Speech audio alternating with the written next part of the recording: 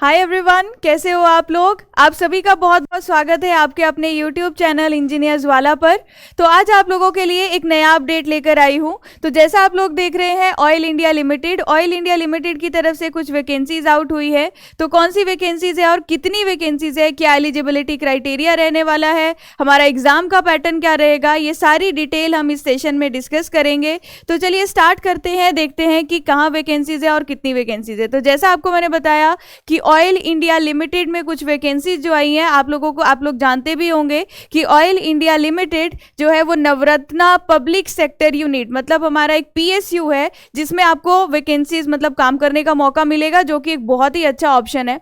तो लिखा invites the application from eligible candidates from its production and exploration areas. तो area जो रहेंगे वो प्रोडक्शन और एक्सप्लोरेशन रहेंगे, लेकिन साथ साथ में इन्होंने ये भी मेंशन कर दिया है कि कौन कौन सी डिस्ट्रिक्ट में आपको काम करना होगा। तो डिस्ट्रिक्ट जो भी है वो सारी असम और अरुणाचल प्रदेश, ये दो जगह मेंशन की है जहां पर आपको जनरली जो पोस्टिंग होगी, यहां पर मतलब अगर आप ये एग्जाम क्वालिफाई कर लेते हो तो उसके बाद आपको जो काम करना होगा असम और अरुणाचल प्रदेश की जो डिस्ट्रिक्ट इस नोटिफिकेशन में मेंशन है वहां पर मिलेगी। ठीक है, अच्छा, अब अगर हम बात करें कि क्या हमारे लिए जो पोस्ट है उसके लिए क्या एलिजिबिलिटी क्राइटेरिया है, तो सीधा हम उस पर चलते हैं। तो सबसे पहले अगर मैं सिविल इंजीनियरिंग की बात करूं तो सिविल इंजीनियरिंग की टोटल यहां पर 4 नंबर ऑफ वैकेंसीज निकाली हैं, 4 वैकेंसीज हैं। इन 4 में अब अगर मैं इसेंशियल क्वालिफिकेशन देखूं तो इसेंशियल क्वालिफिकेशन वो क्वालिफिकेशन है जो ज़रूर आपके पास होनी चाहिए। तो अगर आपने 3 साल का डिप्लोमा कर रखा है सिविल इंजीनियरिंग से और आपके पास 10th का एक सर्टिफिकेट होना चाहिए, मतलब आपने 10th पास की होनी चाहिए फ्रॉम गवर्नमेंट रिकॉग्नाइज्ड बोर्ड, तो आप इसके लिए एलिजिबल होंगे। और साथ में लिखा है कि जो इसेंशियल क्वालिफिकेशन या अगर किसी पोस्ट के लिए अगर एक्सपीरियंस भी मांगा है तो उसके लिए क्रुशियल डेट है 25 अप्रैल। तो 25 अप्रैल तक आपके पास ये क्वालिफिकेशन होनी चाहिए, तभी आप इस एग्जाम के लिए अप्लाई करना। ठीक है, अगर मैं बात करूं मैकेनिकल की, तो मैकेनिकल की टोटल 3 वैकेंसीज हैं और उसके लिए भी सेम एलिजिबिलिटी क्राइटेरिया बोल रखा है कि आपके पास 3 साल का डिप्लोमा होना चाहिए मैकेनिकल इंजीनियरिंग में, और सेम चीज जो 10th क्लास का आपका सर्टिफिकेट होना चाहिए from a government recognised board. Okay, अगर मैं बात करूं इसके अलावा जो 3 पोस्ट है, जो नेक्स्ट 3 पोस्ट यहां पर मेंशन है, उसके लिए कौन कौन एलिजिबल है,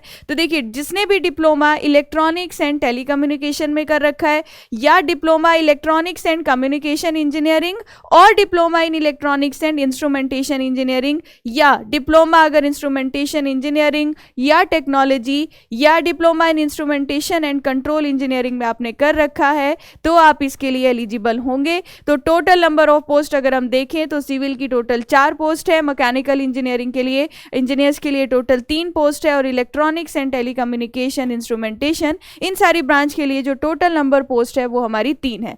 अच्छा, अभी इसमें बताया कि अनरिजर्व्ड कैटेगरी के लिए कितनी पोस्ट है। देखो अगर मैं यहाँ पर देखूँ तो इस वाले यहाँ पर मेंशन है कि आपका जो अनरिजर्व्ड कैटेगरी है ना, तो सिविल की टोटल 2 पोस्ट आपकी अनरिजर्व्ड कैटेगरी के लिए, एसटी के लिए 1 पोस्ट है, ओबीसी के लिए 1 है, मैकेनिकल के लिए 2 अनरिजर्व्ड है, ओबीसी की 1 पोस्ट है, और जो आपका इंस्ट्रूमेंटेशन और जो आपका इलेक्ट्रॉनिक्स एंड टेलीकम्युनिकेशन का टोटल अनरिजर्व्ड 2 पोस्ट है, और ओबीसी की 1 पोस्ट है।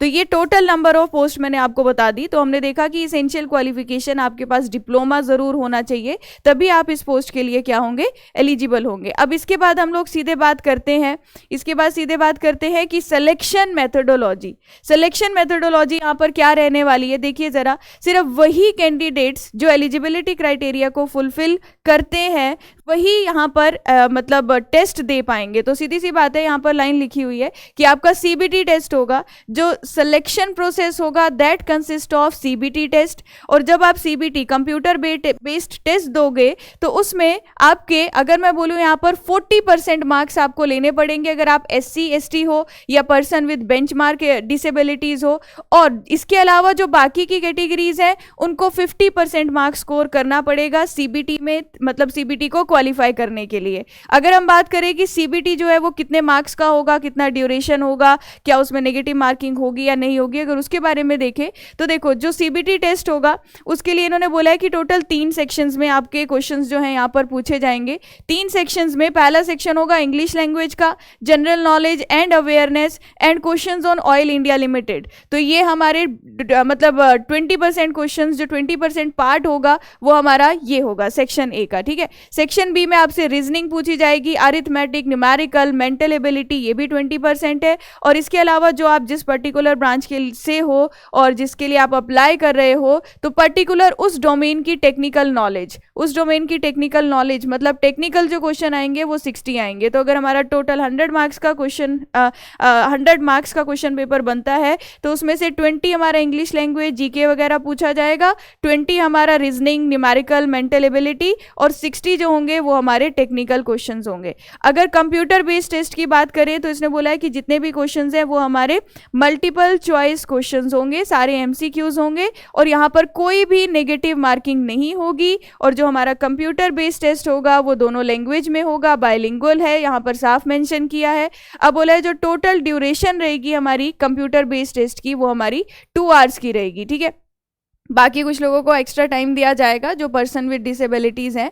अब बोला कि अगर आप लोगों ने ये जो टोटल मतलब ए बी सी और तीनों सेक्शंस के कितने कितने परसेंटेज है वो यहाँ पर बता दिया है। अगर बाई चांस कोई 2 कैंडिडेट्स है जिनका सेम स्कोर आ जाता है टोटल, तो बाद में हम क्या देखेंगे कि सेक्शन सी में सबसे पहले देखेंगे सेक्शन सी में उन 2 कैंडिडेट्स में से किस कैंडिडेट का ज़्यादा स्कोर है। अगर सी में भी दोनों का सेम हुआ तो फिर वो बी पर जाएंगे। तो इस तरीके से अगर सेम स्कोर आ जाता है तो सबसे पहले देखा जाएगा कि टेक्निकल में किसने ज़्यादा स्कोर किया है, उसको प्रायोरिटी पर आपको यहाँ पर मतलब जॉब जो है वो मिलेगी, उसके चांस ज़्यादा है, वो यहाँ पर मेंशन है। इसके अलावा तो जनरल इंस्ट्रक्शन दे रखी है, आप ऑफिशियल वेबसाइट पर जाओगे तो वहाँ पर देखने को मिल जाएगा। अप्लाई कैसे करना है, आप ऑफिशियल वेबसाइट पर जाइए। अब बात आती है कि कब इसका एप्लीकेशन फॉर्म भरना स्टार्ट होगा, तो एप्लीकेशन ऑलरेडी स्टार्ट हो चुकी है 28 मार्च से, और ये लास्ट जो डेट है फॉर्म फिल करने की है वो है 25 अप्रैल। तो 25 अप्रैल तक आप इस फॉर्म को फिल कर सकते हो, और साथ में टाइम भी इन्होंने मेंशन किया और बोला है कि आप ऑफिशियल वेबसाइट पर जाना, हाउ टू अप्लाई पर जाना, सारी इंस्ट्रक्शंस को ध्यान से देखना। अगर कोई भी इंस्ट्रक्शन ऐसी है जो लास्ट में आपको हो सकता है कि समझ ना आ रही हो तो यहाँ पर कमेंट सेक्शन में ज़रूर बताना। लास्ट में बात कर लेते हैं कि एप्लीकेशन फॉर्म की जो फीस है वो कितनी है। तो अगर जनरल और ओबीसी कैंडिडेट्स के लिए ये फीस जो है वो हमारी 200 रहने वाली है, और बाकी की जो जितनी भी कैटेगरीज हैं SC ST EWS या पर्सन विद डिसेबिलिटीज, उनके लिए कोई भी फीस आपको पे नहीं करनी है, वो पूरी तरीके से एग्जेम्प्टेड कर दी गई है।